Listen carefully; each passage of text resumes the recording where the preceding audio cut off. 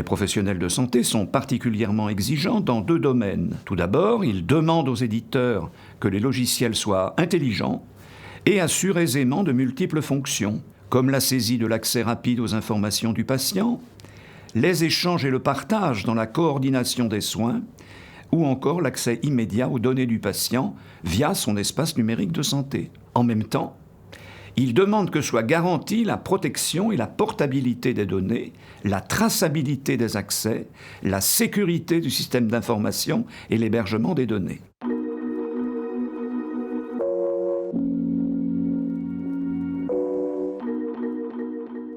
L'Agence du numérique en santé apporte sa contribution à la maison de la e-santé en construisant les fondations de la maison, c'est-à-dire en mettant en place tous les référentiels d'identité, d'interopérabilité et de sécurité, d'éthique de la e-santé. Il est essentiel d'avoir une identité numérique pour tous, de savoir qu'un patient, tout le monde va l'appeler pareil et qu'on sera sûr que ce soit lui. On élargit ces référentiels au secteur médico-social, ce qui fait qu'ils peuvent accéder à des services qui n'existaient pas jusqu'à présent, comme la carte CPS dématérialisée, et tout ça en toute sécurité. L'Agence du numérique, elle est aussi là pour accompagner les établissements de santé qui sont victimes d'attaques de cybersécurité.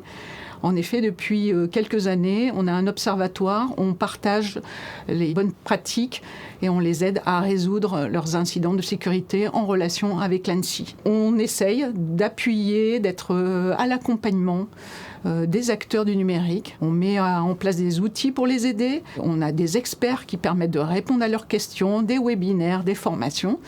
Donc tout cela, on le fait dans un esprit de co-construire avec eux ce numérique en santé, parce qu'on sait que l'adhésion à ce numérique en santé ne sera forte que si tout le monde y a contribué. C'est ce qu'on essaye de faire tous les jours.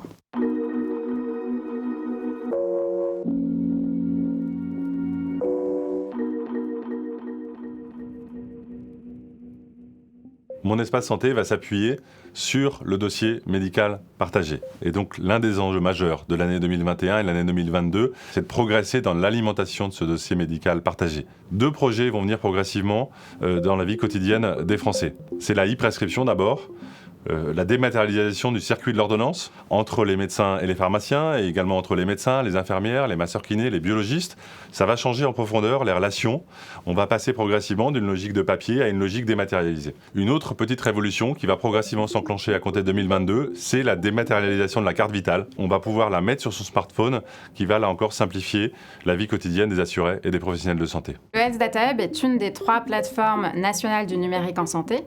Il a été créé il y a un peu plus d'1 an. Il doit permettre aux porteurs de projets innovants d'accéder à des données non nominatives via une plateforme technologique extrêmement sécurisée. Donc les données pourront y être croisées et analysées dans le respect du droit des citoyens pour conduire des projets qui visent à améliorer la qualité des soins et l'accompagnement des patients. Bien sûr, la recherche en santé en France n'a pas attendu le Health Data Hub pour se faire, mais notre offre de valeur consiste à accélérer et à multiplier des projets à fort potentiel. La Direction générale de l'offre de soins, dans le cadre de la feuille de route, pilote 4 actions. Une action qui s'appelle e-parcours. Elle permet d'offrir un bouquet de services numériques pour les professionnels qui interviennent auprès de patients complexes. La deuxième action s'appelle Open. C'est un programme de soutien des établissements de santé pour moderniser et sécuriser leur système d'information. La troisième action, c'est la certification des systèmes d'information hospitaliers. Et la dernière, enfin, c'est le soutien au développement de la télémédecine et du télésoin. En France, le numérique se construit aussi avec le médico-social.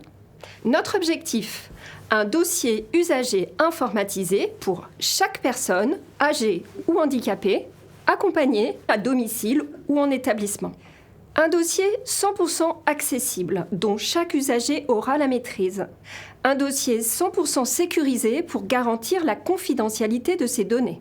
Un dossier 100% communicant pour faciliter la coordination des professionnels de son parcours. Nous testons dès à présent les outils du programme ESMS numérique au travers d'une phase d'amorçage. Gestionnaires, professionnels, éditeurs, agences régionales de santé, conseils départementaux, nous comptons sur votre mobilisation.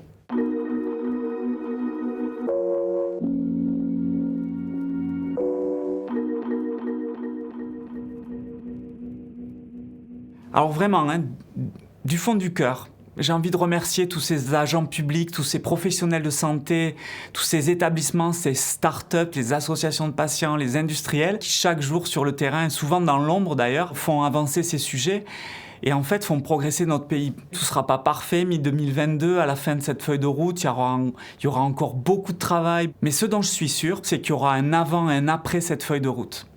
On est clairement en train d'écrire collectivement une page de l'histoire de la santé en France. En fait, pour conclure, je dirais que depuis 15 ans, la France est en milieu de peloton, je dirais, en matière de e-santé en Europe, mais je suis sûr que d'ici 2-3 ans, on sera maillot jaune.